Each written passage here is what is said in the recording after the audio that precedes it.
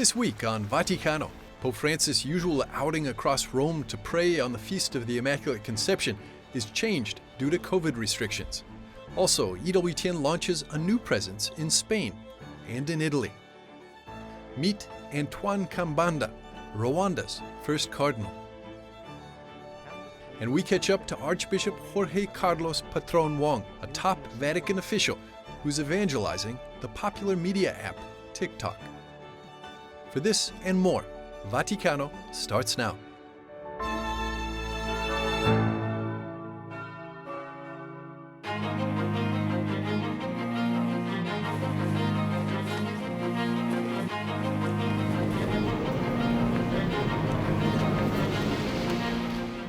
Pope Francis met with the new non-resident ambassadors to the Holy See and received their credential letters. The 10 ambassadors represent 10 countries, including India, Jordan, Rwanda, and Kazakhstan. His Excellency Alibek Bakayev stepped into the new role on December the 4th, and after the meeting with the Holy Father, shared us his insights on joint projects with the Holy See. What I liked very much was the fact that the ceremony took place in a very cozy and friendly environment, where family members could also come. I took my little son, who just recently turned a year and 4 months old, to this ceremony. Despite the pandemic, Kazakhstan is ready to welcome the Holy Father on the 20th anniversary of St. John Paul II's visit to Kazakhstan in 2001. Cooperation with the Vatican in the field of science and education is of great interest for Kazakhstan. We have a great interest in developing relations with the Vatican in the field of medicine, and we intend to start with small but very important steps in humanitarian fields centered for the good of ordinary people. Since 2003, Kazakhstan has been hosting the Congress of Leaders of World and Traditional Religions, an initiative supported by the Catholic Church focused on interfaith and cultural dialogue and harmony. Ambassador Bakayev hopes that the Holy Father will be able to attend the 7th Congress in 2021. Of course, if such a visit takes place, it will be a special event not only for the Catholics of Kazakhstan, but also for the entire Central Asian region at least.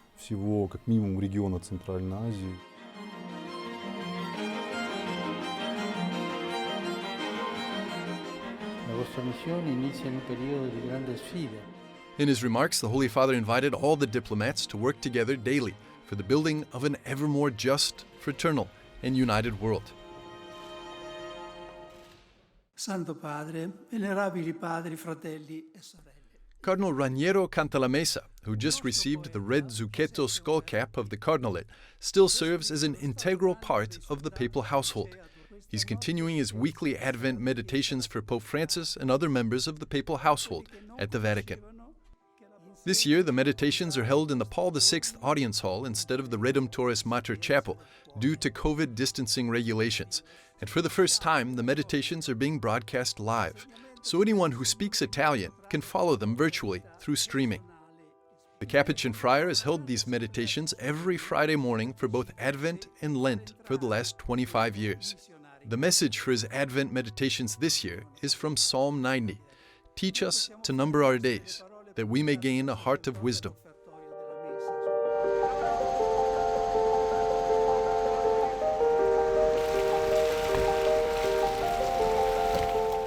Neither the pandemic nor heavy rain stopped Pope Francis from offering a bouquet of white roses to Mary at Piazza di Spagna in Rome on December the 8th.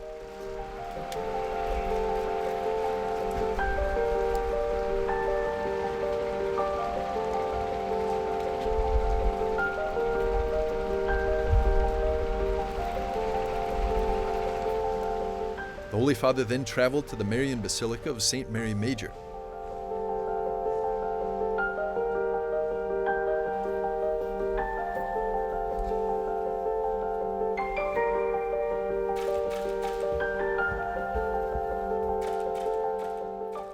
where he honored the icon of Our Lady Salus Populi Romani. and celebrated Mass at the Chapel of the Nativity.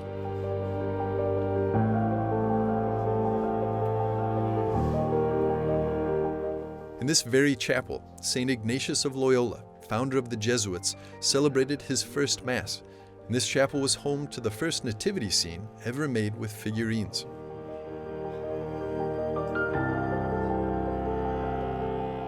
The Holy Father kicked off the year of St. Joseph by issuing the apostolic letter Patris Corde, in English, with a father's heart. The special year is marking the 150th anniversary of the proclamation of St. Joseph as patron of the Universal Church by Blessed Pope Pius IX in 1870.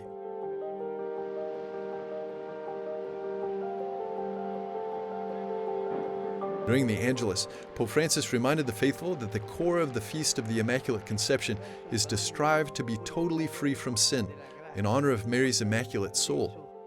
And Mary is the best example and intercessor for this because she lived this grace even from within her mother's womb. The dogma of the Immaculate Conception was promulgated by Pope Pius IX in 1854. There are several events that influenced Pope Pius IX to proclaim the dogma, and one of them happened inside the church of Sant'Andrea delle Frati in Rome.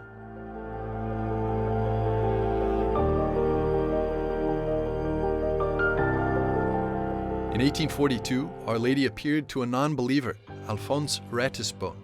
Alphonse was born into a Jewish family and later gave up all faith to become a part of Freemasonry. He converted to Catholicism and described that in the apparition, Mary looked similar to the image found on St. Catherine Labourè's Miraculous medal.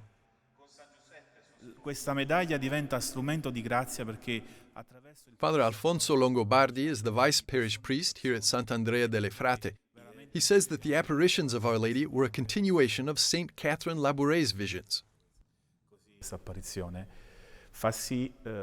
This apparition gives the Church a boost regarding the millennial reflection on the dogma of the Immaculate Conception. It is no coincidence that 12 years after this apparition, we have the dogma of the Immaculate Conception. And immediately after the dogma, here in the square a few steps from the Basilica, the column of the Immaculate Conception was built. And the Immaculate that is placed on the column is not the classic Immaculate with open arms, but is the Immaculate of Sant'Andrea delle Frate. There is a finger that points the way to the church, and every year on December the 8th, the Pope for this reason comes to visit this statue. Pope Francis visited the shrine on December the 8th, 2017, after the ceremony in Piazza di Spagna.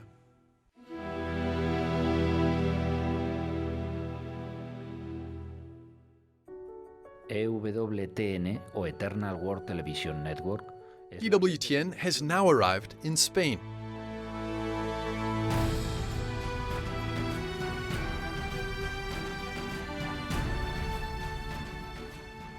Founding member of EWTN España, Father Diego Sanz Martín, explains that even though EWTN is already broadcasting in Spanish, the new broadcast is going to cover events and problems specific to Spain, in order to better carry out EWTN's evangelization efforts. We have fixed a starting date for the broadcast, the 8th of December, because it is the day of the Immaculate, who is the patroness of Spain, a circumstance that is often overlooked. We have the Immaculate Conception as our patroness. The mission of the channel is to communicate the joy of the Catholic faith and help Christian values to grow in Spanish society. We are going to start in a very humble way, just little by little. Jesus Christ is the Eternal Word, and we are the Eternal Word television network. We are EWTN. The Eternal Word was born in a humble place in Bethlehem, and we too will be born in a humble way and almost unnoticed by many, because we will start to broadcast only for some of the day. And from there we hope to continue to grow, to make our broadcasts 24 hours a day, 7 days a week.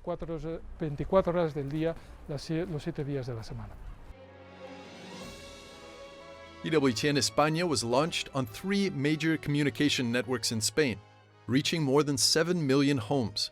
Viewers can also search for programs on the website EWTN.es and on its YouTube channel and social media platforms. This year, EWTN Global Catholic Network is also celebrating its 40th anniversary. On December the 12th, 1980, the feast of Our Lady of Guadalupe, Mother Angelica founded EWTN from the convent in Irondale, Alabama, and EWTN began its journey, with its first broadcast coming on August the 15th of the following year.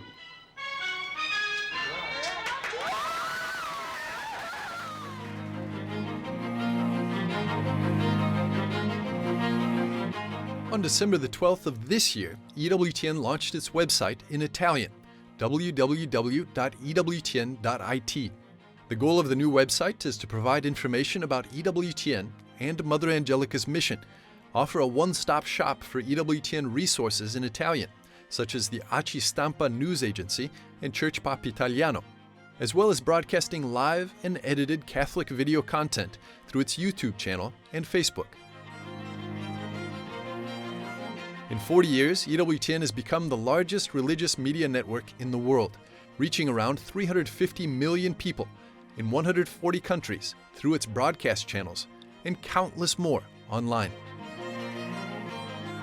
Stay with us to learn about another major milestone in the Church, the 300th anniversary of the Passionist Order and their Jubilee year.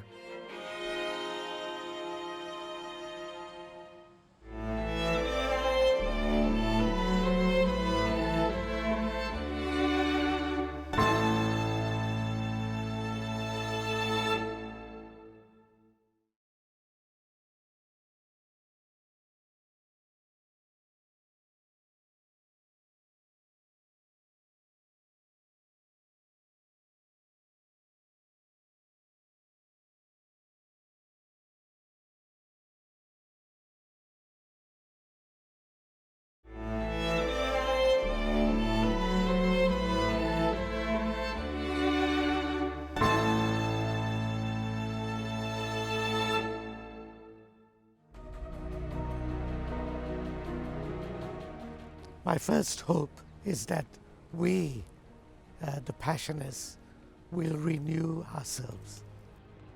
The Congregation of the Passion of Jesus Christ has inaugurated its Jubilee in celebration of 300 years since its founding by St. Paul of the Cross.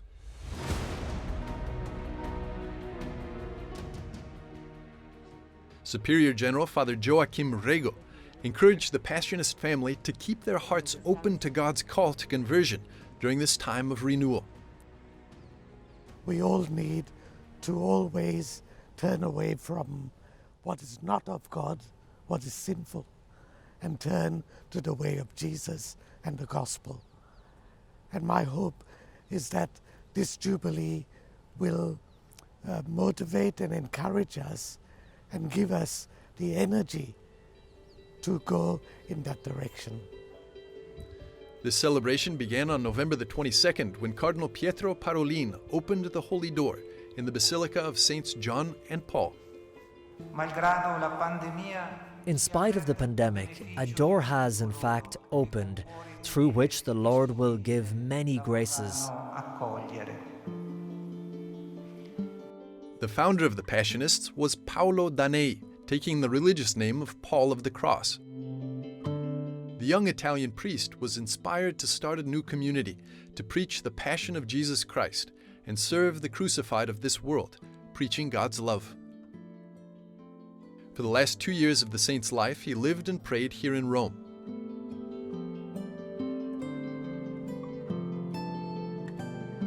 Father Ciro Benedettini, ex-vice director of the Holy See Press Office and a Passionist father himself, brings us to the heart of the monastery, St. Paul of the Cross's rooms.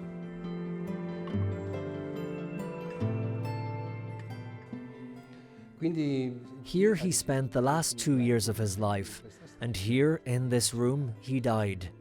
Over there was a bed, as it is shown in the picture. That crucifix was in its place, and in his final moments he opened his arms, looking at the crucifix as if he was embracing someone who wanted to take him We think someone wanted to take him to paradise because he certainly was a saint. Father Ciro says that St. Paul of the Cross was a mystic and that here, many mystical events took place.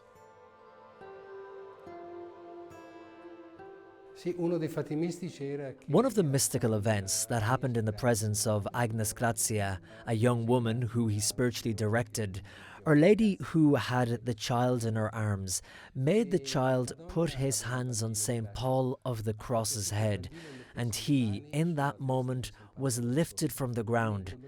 This is what Agnes Grazia, this girl, witnessed at that moment and recounted what she had seen exactly as it had happened. Spiritual daughter Agnese Grazia is considered the inspiration of the female branch of the Passionist order. Today, the Passionists are scattered over 60 countries and 400 communities around the world. Father Rego has been the Superior General for the last 8 years. He credits his upbringing for his ability to guide the Passionist missionaries worldwide. All the experience of any person stays with them and forms them, right? Father Rego grew up in Myanmar with his family when the country was ruled by a military regime. At 15 years old, his parents immigrated to Australia in the hopes of a better future for their children. The cultural transition wasn't easy, and over time he had to break the preconditioned idea that people of color were not equal to others. The experience that I have had as a young man, which was also difficult, and having the courage and trust to go ahead has helped me in my role now as Superior General. After 39 years, he finally returned to his home of Myanmar, and this year, the newest Passionist mission started in Myanmar with just 2 priests. Our charism calls us to be with people who have suffered, to bring a sense of hope to people who know suffering. The Jubilee year will continue until January the 1st, 2022, from Myanmar to Rwanda. After the break, we'll meet with Rwanda's first Cardinal. Stay with us.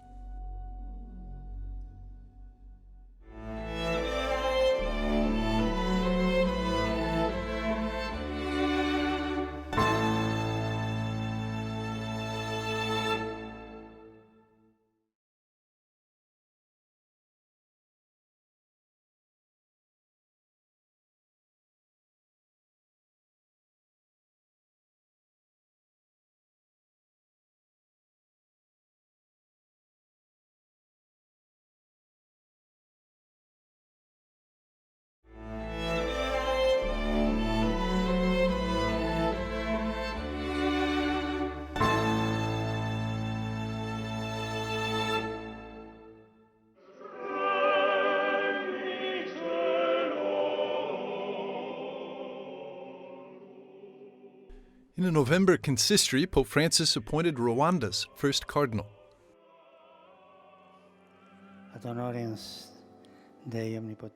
First of all, it was a surprise because I never expected it. Rwanda is not a country which has got a seat of a cardinal traditionally. So I never expected it. Nobody expected it in Rwanda. In nomine Patris et Filii et Spiritus Sancti. Cardinal Antoine Kambanda is 62 years old. He was ordained to the priesthood by Saint Pope John Paul II during his apostolic trip to Tanzania, Burundi, and Rwanda in 1990.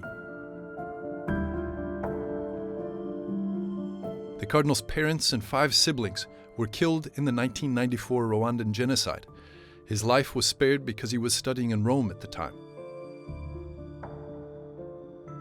Despite his loss, Cardinal Kambanda recognizes this time of suffering has led to a deepening of the country's faith and a greater awareness of God's love for his people.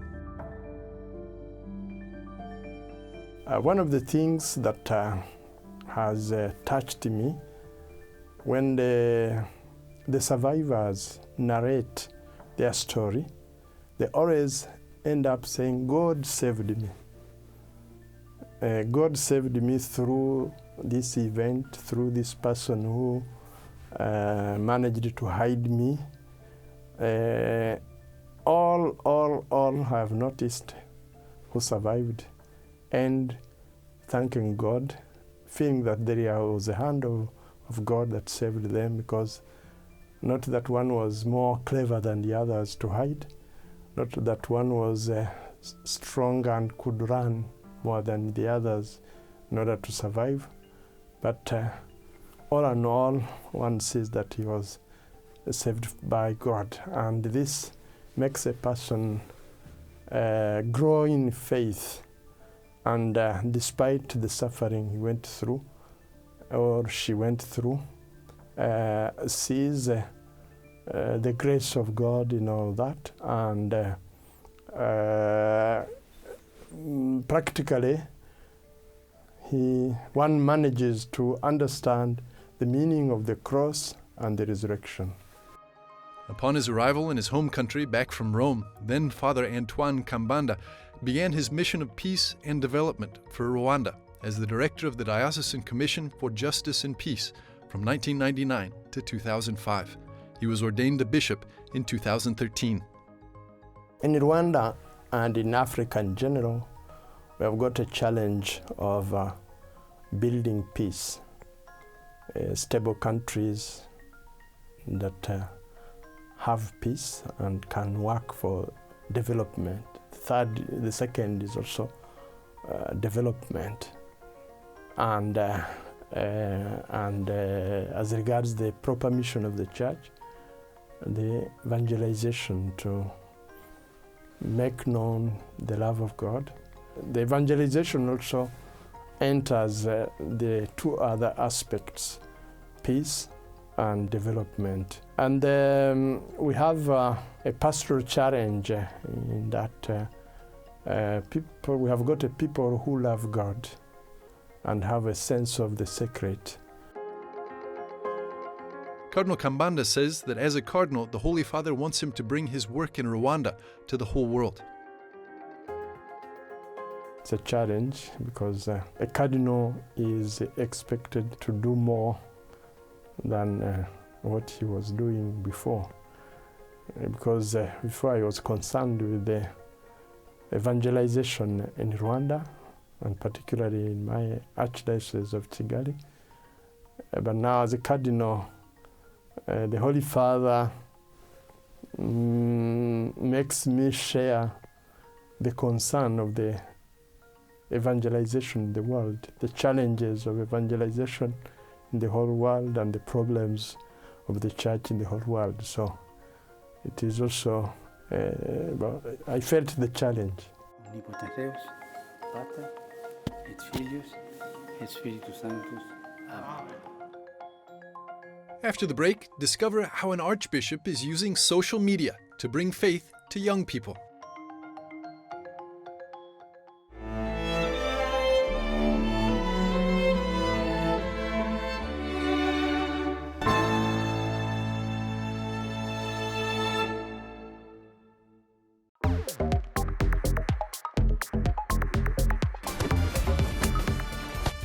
From funny cat videos to travel inspiration and dance-offs, about 1 million videos are watched on TikTok each day.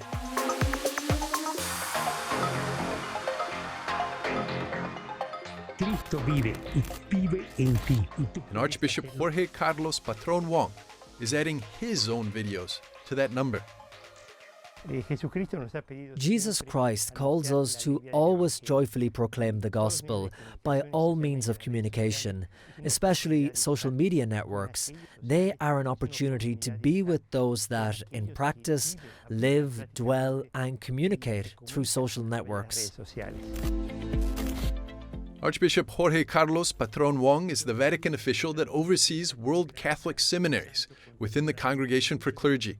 He's long been a mainstay on social media, creating content to engage young adults. He saw TikTok as one more opportunity to evangelize and be present. To these young people, especially the teenagers that are on TikTok, is where we should be, because it is where the people of God are, where the young people are, where the children are, where the family is, where those that God has given His life for humanity are. There we should all be, the bishops, the priests, and of course our lay people, committed to living and transmitting the joy of the gospel. Archbishop Patron Wong believes that all clergy and religious have a call to find young people where they are and bring the joy of the gospel to them. Young people want to encounter messages of love, hope, and faith, but often can't find them or don't know where to look. Each generation has a medium, a place to communicate, to be present, and it's very beautiful to see how each generation asks the Church to be present where they are. We must always be where the young people are. That is what the families of teenagers ask us, and that is what the last synod asked us. Pope Francis precisely asks us, encourages us to be where the young people are, responding to their questions and their concerns, but above all, listening to their needs.